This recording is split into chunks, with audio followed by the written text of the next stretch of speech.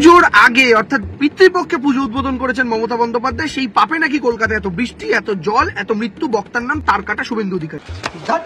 পশ্চিমবঙ্গে যদি হাড়বজ্জা যাতার ঢ্যামনা খোঁজা হয়, মানে তার জন্য যদি সার্ভে করা হয়, তাহলে দেবাংশু ভট্টাচার্য এবং কুণাল ঘোষের নাম সবার প্রথমে লেখা থাকবে। একজন হচ্ছে জুতো চাটে, আরেকজন হচ্ছে পেছন চাটে। একজন হচ্ছে বাপের টাকায় বসে বসে খায়, আরেকজন হচ্ছে সাধারণ জনগণের টাকা চুরি করে জেলে যায়। তো এরা এত বড় বড় সব উদ্গান্ডু, এরা কখন কাকে কি বলতে হয় সেটা জানে না। তো আজকে এই আবাল বালককে নিয়ে একটা নতুন ধরনের রোস্ট ভিডিও হতে চলেছে। তোমরা শেষ পর্যন্ত দেখতে থাকো, কথা দিচ্ছি দারুণ মজা পাবে। তো চলো আর বেশি না বকে ভাট, আজকের ভিডিওটা শুরু করা যাক। তো হে বাঙালি, হ্যালো বাঙালি, নমস্কার বাঙালি, কেমন আছো তোমরা সবাই? আশা করি অনেক অনেক ভালো আছো। তো আজকের একটা নতুন ভিডিওতে তোমাদের সবাইকে অনেক অনেক স্বাগত। শুভেন্দু বাবুকে জিজ্ঞেস করুন, তা শুভেন্দু বাবু ঠিক কার পাপে, কার রাজনৈতিক বাবাদের পাপে কুম্ভে এতগুলো মানুষ পদপিষ্ট হয়ে মারা গেছিল? প্রথম কথা হচ্ছে যে মমতা ব্যানার্জি সব থেকে বড় পাপী। এ পাপী এর বিশ্ব জগতে কোথাও নেই। কোথাও তিনি হিজাব পরে চলে যাচ্ছেন ইফতারি করতে, মানে সারাদিন খেয়ে দিয়ে ষাঁড়ের মতো নাক ডেকে ঘুমিয়ে তারপর ঘুম ভাঙতেই চলে যাচ্ছেন ইফতারি করতে। মানে মুসলিম ধর্মটাকেও নিয়ে তিনি ছেলে খেলা করছেন। ধর্ম মানে কি? যা মানুষ ধারণ করে। ইনি ধারণ করেন না, ইনি লোক দেখানো দেখান। আর যখন দুর্গাপূজা হয়, আমরা দেখেছি মুখ্যমন্ত্রীর অনেক উদ্বোধন প্যান্ডেল, আমরা মুখ্যমন্ত্রীর পুজোও দেখেছি, শিব ঠাকুরের পুজো, যে পুজোতে মুখ্যমন্ত্রী মালাটাকে ছুঁড়ে ফেলে দিচ্ছিলেন। এগুলো হচ্ছে দেবাংশুর চোখে দেখা যায় না, কারণ তার মা তো এখানে চোরের মায়ের বড় গলার থেকে মায়ের চুরির জন্য ছেলের বিশাল গলা হয়ে আছে।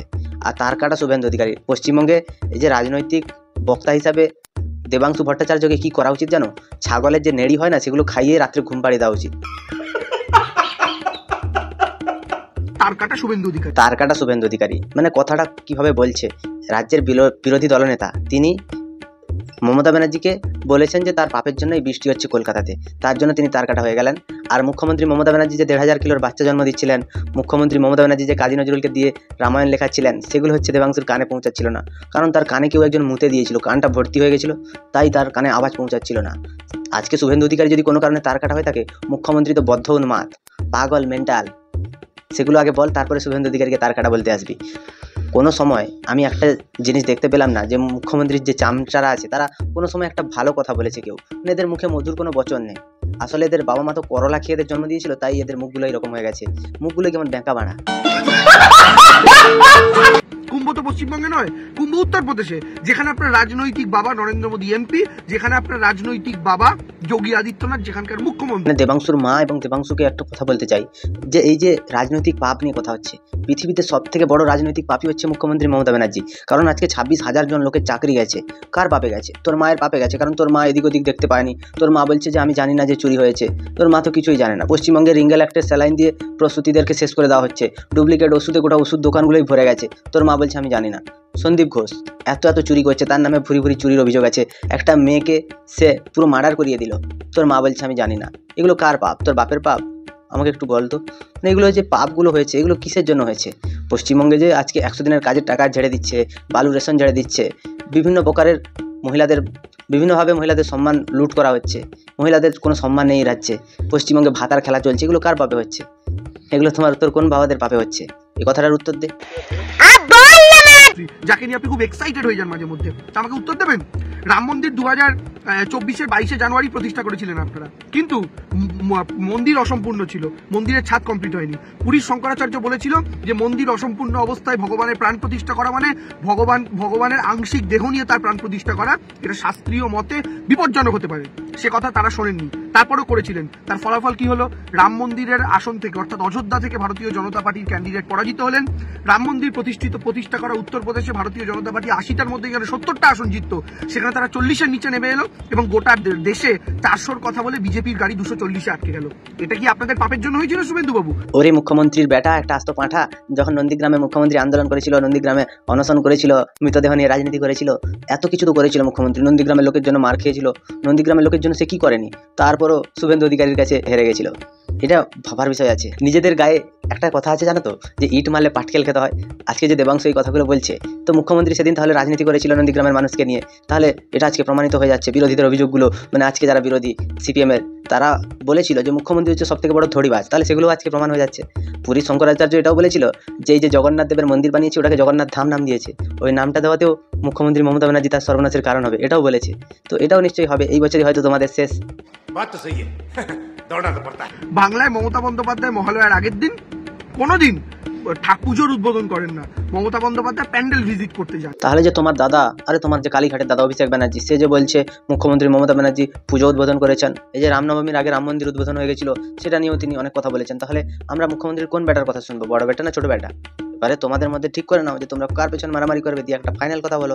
কারণ আজ পর্যন্ত তৃণমূলের কোনো নেতা একসুরে গান গেছে কিনা আমার জানা নেই। কখনো কুণাল ঘোষ সৌগত রায়ের পেছনে ফুটো করছে, কখনো ফিরাদ হাকিম সৌগত রায়ের পেছনে ফুটো করছে, এরকম বহু ভাবে এরা যুদ্ধ ঝগড়া লাগিয়ে যাচ্ছে। তো ফাইনাল একটা রিপোর্ট দিলে ভালো হয় যে মুখ্যমন্ত্রী আদৌ প্যান্ডেল ভিজিট করতে যায় নাকি পুজো উদ্বোধন করতে যায়। কারণ এদের নানামনির নানা মত, এরা তো ঢ্যামনার গড়া। আরে বাবা রে, আমি কিচ্ছু করিনি। কিন্তু দুর্গাপুজোর অর্থাৎ মহালয়ার পরের দিন থেকে মমতা বন্দ্যোপাধ্যায় প্যান্ডেল উদ্বোধন করেন, তার আগে শুধুমাত্র প্যান্ডেল ভিজিট করেন। একটা জিনিস মাথায় রাখবেন, শাস্ত্র মতে কিন্তু এতে কোনো অসুবিধা নেই, কারণ মা দুর্গার প্রাণ প্রতিষ্ঠা হয় ষষ্ঠীর দিন আবাহনের পর, মা দুর্গার প্রাণ প্রতিষ্ঠা হয় ষষ্ঠীর দিন বোধনের পর।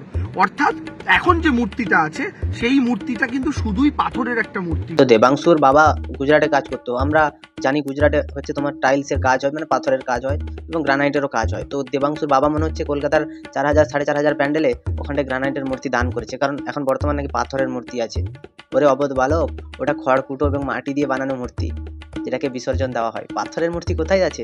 কোন দুর্গা মণ্ডপে পাথরের মূর্তি ব্যবহার করছে? এগুলো হচ্ছে অবোধ বালক, এগুলো কিছু জানে না, বোঝে না, কথা বলতে জানে না, ক্যাঁ করে এগুলো হচ্ছে ফালতু, মানে এদের সাধারণ কোনো বোধ বুদ্ধি নেই। সেটা যদি থেকে থাকতো তাহলে এরা এরকম বাচাল বকতে আসতো না। ক্যামেরা পেলেই কিছু একটা ভাষণ দিতে পারলেই দিদির কাছে রাজা হওয়া যায় না।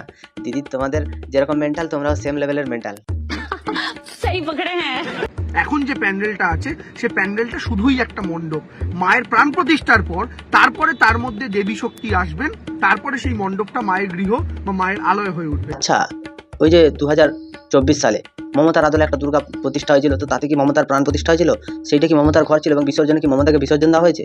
মা দুর্গা কখনো মমতার মতো হয়ে যাচ্ছে, মহিষাসুর কখনো ডোনাল্ড ট্রাম্পের মতো হয়ে যাচ্ছে, কখনো মহিষাসুর সন্দীপ ঘোষ হয়ে যাচ্ছে। তো সেগুলো আমাদের একটু জানার বিষয় আছে, কারণ দেবাংশু হচ্ছে ব্রাহ্মণ ঘরের ছেলে, আমরা তো মুসলিম ঘরের ছেলে, তাই আমরা জানি না। এরা সত্যি কথা বলতে নিজেদের ইজ্জত, ধর্ম, কর্ম সব বেঁচে দিয়েছে। মুখ্যমন্ত্রীর কাছে এনারা পুরোটাই বাঁধা, কেনা হয়ে গেছে মুখ্যমন্ত্রী যদি এদেরকে বলে যে পায়খানা করলে প্রস্তাব করবি না, তো এরা প্রস্তাব করবে না, ওরা তাদের নুনটাকে জোরে টিপে রাখবে। এমন ঢামনা প্রকৃতির ছেলে।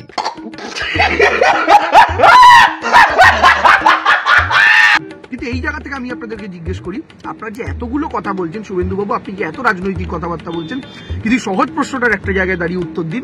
মমতা বন্দ্যোপাধ্যায় যে প্যান্ডেলগুলো উদ্বোধন করছেন, সেই প্যান্ডেলগুলো উদ্বোধন করার পর সেখান থেকে যে মানুষগুলো রুটি শুরু করে দিচ্ছে, কেউ আইসক্রিম নিয়ে বসছে, কেউ আলু কাবলি নিয়ে বসছে, কেউ ফুচকা নিয়ে বসছে, 3 দিন আগে থেকে যে 4টে মানুষের পেটে রুটির জোগাড় হচ্ছে, তাতে কি আপনাদের খুব কষ্ট হচ্ছে? হ্যাঁ, খুব কষ্ট হচ্ছে, এটা বলাটা ভুল হবে না, কারণ অনেক কষ্টই হচ্ছে। কারণ পশ্চিমবঙ্গে একটা জিনিস হচ্ছে কি, দুর্গাপূজাটা কোনো কামাইয়ের জায়গা নয়, দেবীর আরাধনা, এটা প্রথমে বুঝতে হবে।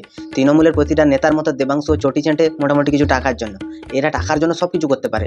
দুর্গাপূজাটাকেও টাকার জন্য এরা বানিয়ে দিয়েছে। বাঙালির সর্বসেরা পুজো এবং বাঙালির শ্রেষ্ঠ উৎসব দুর্গাপুজো। এই দুর্গাপুজোতে বাঙালি মাতৃশক্তির আরাধনা করে অশুভ শক্তির বিনাশের জন্য, কিন্তু এরা এটাকে ব্যবসা হিসাবে দেখছে। কারণ পশ্চিমবঙ্গে এই দুর্গাপূজার জন্য এই গরিব মানুষদের কথা বলছে। পশ্চিমবঙ্গের মুখ্যমন্ত্রী তো ক্যামেরার সামনে এসে বলেন যেখানে কোনো গরিব নেই, দারিদ্র সীমার নিচ থেকে মানুষকে বার করে নিয়েছি।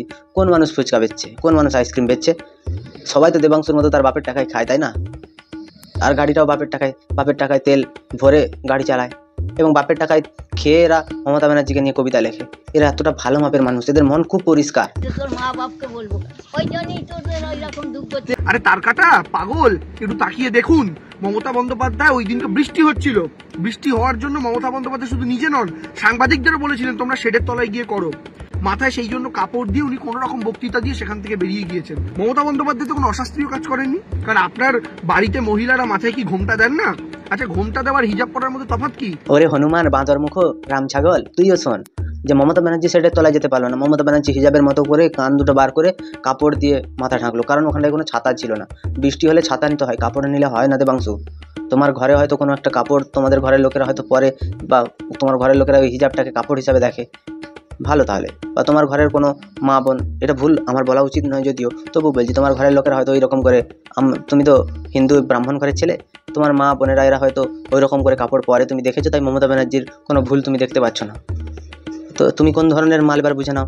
শুভেন্দু অধিকারী তার কাটা নয়, তুমি তার কাটা, তুমি মেন্টাল, এবং তুমি রাম ছাগল। দাড়িটাও তো তোমার ভালোভাবেই রেখেছো, ওই পুরো হালকা হালকা ছাগলের মতো লাগে তোমার। মমতা বন্দ্যোপাধ্যায় মাথায় ওই কাপড় দেওয়া দেখলে যদি আপনারা হিজাব বলেন, তাহলে তো হিন্দু ধর্মের কিছুই শেখেননি মশাই এখনো। না না, আমরা তো হিন্দু ধর্মের কিছুই শিখিনি। হিন্দু ধর্মের যা কিছু শিখেছে, হিন্দু ধর্ম নিয়ে যা কিছু বোঝে, সেটা হচ্ছে তোদের মুখ্যমন্ত্রী মমতা ব্যানার্জি, এরাই বোঝে। কারণ আমরা তো কিছু জানি না, আমরা কিছু শুনিনি। তোরা এমন একজন মানুষের আশ্রয় আশ্রিত, যিনি হিন্দু ধর্মের প্রচারক ছিলেন, যিনি সব রকম ধর্ম এবং তিনি সব কর্মই করতে পারেন। ধর্ম নিয়ে বলতে গেলে উনি প্রত্যেকটা দেবদেবীর মন্ত্র জানেন এবং সব কিছু করেন, এবং ইনি কি জানেন না এবং কি পারেন না। পশ্চিমবঙ্গে হিজাব পরে তিনি পুজো মণ্ডপ উদ্বোধন করেন। তিনি যে উদ্বোধন করেছেন, এটা নিয়ে তার মুখপাত্ররা তারা প্রতিবাদ করবে কি তারা সাপোর্ট করছে? তারা বলছে কি হিন্দু ধর্ম নিয়ে নাকি আর অন্য কেউ কিছু জানে না। এরা সব জানে, এই জন্য তো শিব ঠাকুরকে মালা ছুঁড়ে ফেলে দিয়েছিল।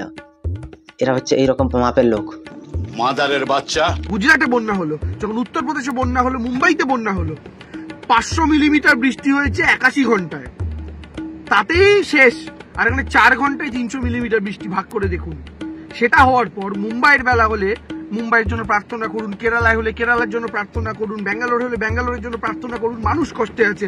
আর বাংলায় হলে দুয়ারে ভেনিস, দুয়ারে দীঘা, বাংলায় হলে সরকারকে শুধুমাত্র গালাগালি করে। মানুষ তো কষ্টে আছে এবং মানুষের কথা ভাবুন, প্রার্থনা করুন, এটা দেবাংশু বলছে। কিন্তু সেই দেবাংশু গাড়ির ভেতরে বসে ডায়লগ মারতে মারতে যাচ্ছে। এরা কোন ধরনের মেন্টালিটির লোক? আর এনাদের দলের যিনি দলনেত্রী, তিনি প্যান্ডেলগুলোর উদ্বোধন করছেন ভার্চুয়ালি, এবং তিনি নবান্নর 27 তলার ঘর থেকে বসে তিনি দেখছেন কোথায় কি হচ্ছে না হচ্ছে। তো ইনারা ঠিকঠাক সেফলি জায়গায় আছেন। পশ্চিমবঙ্গের মানুষের কার কি হলো না হলো সেটা এনাদের দেখে কোনো লাভ নেই। তো ইনারা এত পরিমাণে এক একজন ডেঞ্জার প্রকৃতির মানুষ, বা এদের কোনো হুঁশ নেই। কারণ পশ্চিমবঙ্গের দেবাংশু নামক যে চটি চাঁটা লোকটা আছে, তার কোনো হুঁশ নেই। সে মমতা ব্যানার্জির নামে কেউ কিছু বললে তাকে উল্টে গালাগালি দিতে শুরু করে। মানে একটা যদি কুকুর ঘেউ ঘেউ করেছে, দেবাংশু কুকুরের পায়ে গিয়ে কামড়ে ঘেউ ঘেউ করতে শুরু করবে। আসলে এই যে রাজনৈতিক শক্তি বাংলার এই বিপদের সময়ও রাজনীতির নোংরামি করে বাঙালির পাশে দাঁড়ানোর বদলে শুধু সরকারকে দোষারোপ করার কাজ করে, তারা আর যাই হোক বাংলার পক্ষে হতে পারে না। তাহলে তো আমরা এটা বলতে পারি যে 34 বছর ধরে মমতা ব্যানার্জি বাংলার পক্ষে ছিল না। কারণ মমতা ব্যানার্জি সিপিএম যা করেছে, একটা পিন যদি টেবিল থেকে পড়ে যেত, মমতা ব্যানার্জি আন্দোলন অনশন একটা নাটক করে রাস্তায় শুয়ে পড়তো। তো সেগুলো নিয়ে যদি মমতা ব্যানার্জির সেই দোষগুলো যদি এখন দেবাংশু দেখতে না পায়, তাহলে আমাদের আর কিছু করার নেই। পশ্চিমবঙ্গে আগে বামফ্রন্ট আমলে মমতা ব্যানার্জির যে উগ্র রূপ পশ্চিমবঙ্গবাসী দেখেছে, বা তার যে রাজনৈতিক একটা যে প্রতিহিংসা পরায়ণ মনোভাব, সেটা পশ্চিমবঙ্গের মানুষ এখন এসে বুঝতে পারছে। সেটা দেবাংশু বুঝতে পারছে না, কারণ দেবাংশুর গায়ে হয়তো মমতা ব্যানার্জির রক্তটাই বইছে। তো বলছি না, এটা হতেও তো পারে। তো পশ্চিমবঙ্গে সিপিএমের সরকার ছিল, তখন মমতা ব্যানার্জি তিনি বিরোধিতা করেছেন, তখন ঠিক ছিল। আর এখন যখন পশ্চিমবঙ্গে বিজেপি তৃণমূলের বিরোধিতা করছে, তখনই ভুল হয়ে যাচ্ছে। মানে এটা কি মগের মুলুক নাকি? তোমরা যা করবে সব ঠিক, আমরা যা করবো সব ভুল? এটা কখনো হতে পারে নাকি? এই যে আবাল দেবাংশুর কথায় তোমাদের কি মতামত, তোমরা আমাকে একটু কমেন্টে জানিও। আর দেবাংশুকে দুটো ঠাঁটিয়ে ধরে চড় মেরে যাও আমার কমেন্টে। এবং ভিডিওটা ভালো লাগলে লাইক করো, কমেন্ট করো, শেয়ার করো, সাবস্ক্রাইব করো। পাশে থাকা বেল আইকনটা প্রেস করতে একদম ভুলবে না। সবাই ভালো থেকো, সুস্থ থেকো, সাবধানে থেকো। আর পারলে একটা হাইপ করে দিয়ে যাও। দেখতে থাকো বাংলার কোণে ঘর।